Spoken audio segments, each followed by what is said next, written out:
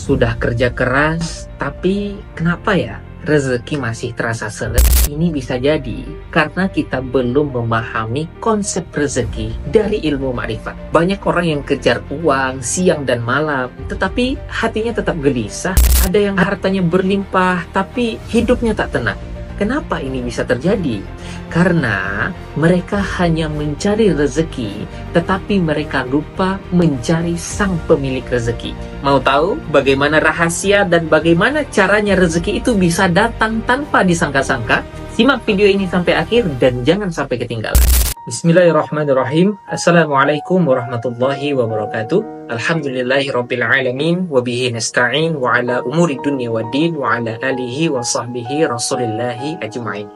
Bagaimana keadaan teman-teman semuanya? Apakah hari ini bahagia? Saya doakan semua yang nonton video ini semua dalam keadaan sehat dan dalam keadaan bahagia.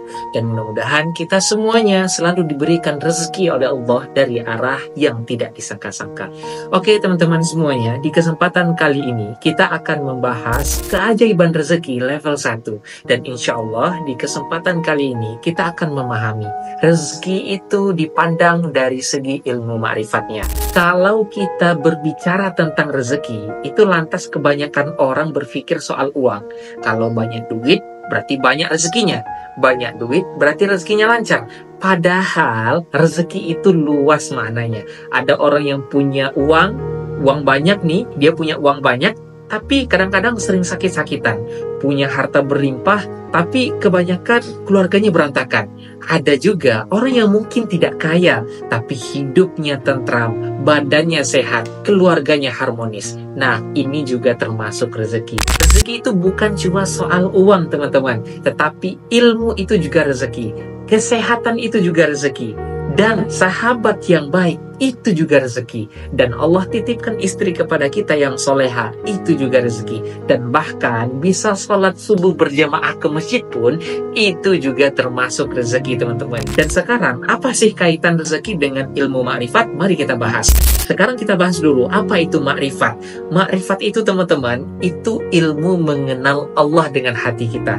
Bukan hanya sekadar kita tahu dengan akal ya, tetapi orang yang sudah sampai tingkat makrifat kepada Allah, dia tidak lagi sibuk menghitung rezekinya, tetapi dia sibuk menghitung kebesaran Allah yang hadir di dalam kehidupannya. Ada orang-orang yang makrifat kepada Allah, dia yakin bahwa rezeki itu adalah jaminan yang sudah Allah berikan di dalam hidupnya. Sebagaimana dia meyakini di dalam Quran surat Hud ayat yang ke-6 Allah menyampaikan, dan tidak ada suatu makhluk melata pun di bumi ini melainkan Allah lah yang memberi rezekinya. Nah, coba kita perhatikan nih teman-teman, semua yang melata di bumi ini saja Allah yang berikan rezekinya. Ikan di laut, burung di udara, semut di dalam tanah, semuanya sudah ada takarannya masing-masing. Kalau semut kecil saja tidak pernah salah alamat rezekinya, apalagi kita sebagai manusia yang Allah ciptakan dengan sempurna, dengan begitu indahnya, dengan begitu sempurnanya. Lantas yang menjadi pertanyaannya, kenapa masih banyak orang yang khawatir dengan rezekinya? Ini yang menjadi pertanyaan dan ini yang akan kita bahas. Masalahnya di mana? Nah, kebanyakan itu orang belum sampai ke tingkat memahami rezeki dari segi ilmu ma'rifatnya. Dia hanya melihat rezeki itu dari kacamata dunia saja. Dia lupa bahwa rezeki itu bukan soal berapa banyaknya yang dikejar, tetapi seberapa berkah yang kita dapatkan. Ada orang yang gajinya nih, sebagai contoh nih ya, ada orang yang gajinya 50 juta, tapi hatinya gelisah. Anak-anaknya jauh dari Allah, jauh dari agama, hidupnya penuh dengan tekanan. Ada juga nih orang yang gajinya 3 juta sebagai contoh, tapi hidupnya tenang, berkah. Anak-anaknya penghafal Quran, anak-anaknya dekat dengan Allah. Yang menjadi pertanyaannya, mana yang lebih hebat rezekinya? Yang berkah kan? Itulah yang akan kita cari. Dan sekarang, bagaimana caranya agar rezeki itu mengalir kepada kita dengan penuh keajaiban? Nah, setidaknya ada 3 yang harus kita lakukan, teman-teman. Yang pertama, yaitu kita harus yakin bahwa Allah lah yang maha pemberi rezeki. Kita yakin bahwa Allah yang memberikan rezeki kepada kita. Jangan kita bergantung kepada bos kita, jangan kita bergantung kepada pimpinan kita, kepada perusahaan, ataupun pelanggan kalau sekiranya kita sebagai seorang pengusaha. Itu semua hanya sebagai wasilah. Pegang ayat ini ya, sebagaimana Allah Subhanahu wa Ta'ala menyampaikan di dalam Quran surat Az-Zariyat ayat yang ke-58. Sesungguhnya Allah, dialah yang maha pemberi rezeki, yang mempunyai kekuatan lagi sangat kokoh. Kalau sudah yakin dengan Quran surat Az-Zariyat ayat 58 ini, maka yakinlah Allah pasti akan memberi rezeki. Hatinya akan menjadi tenang. Bukan berarti dia tidak usaha, dia tetap usaha, tetapi dia berusaha, hatinya tetap tenang dan dijauhkan dari stres. Dan yang kedua adalah ittaqullah, bertakwa kepada Allah. Allah berjanji juga di dalam Al-Quran, di dalam Quran surat At-Talaq ayat yang kedua sampai dengan ketiganya. Barang siapa yang bertakwa kepada Allah, maka Allah akan berikan jalan keluar dan rezeki dari arah yang tidak disangka-sangka. Kalaulah rezeki terasa seret teman-teman, jangan langsung cari dukun atau pinjaman online. Cek dulu hubungan kita dengan Allah. Apakah sholat kita sudah benar? Apakah hati kita masih dipenuhi dengki, hasad, ataupun ria? Kalau hati kita sudah bersih teman-teman, insya Allah yakinlah rezeki akan mengalir deras di dalam kehidupan kita. Dan yang ketiga yang harus kita lakukan adalah memperbanyak sedekah, sebagaimana yang diajarkan ataupun disampaikan oleh Rasulullah SAW.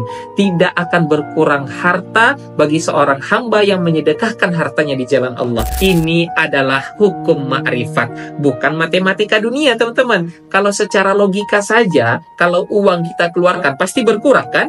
Tetapi ini bukan matematika dunia, bukan soal matematika dunia, tetapi ini adalah hukum Allah. Semakin banyak kita memberi, maka akan semakin banyak kita menerimanya. Contoh nyatanya, ini sebagai contoh ya, ini ada suatu cerita. Ada orang jualan nasi uduk. Setiap hari dia kasih makan gratis 1 atau 2 orang fakir miskin. Awalnya dagangannya itu di toko tuh biasa-biasa saja teman-teman. Tetapi lama-kelamaan orang-orang jadi senang dengan dia. Pelanggan yang bertambah, usahanya semakin berkah.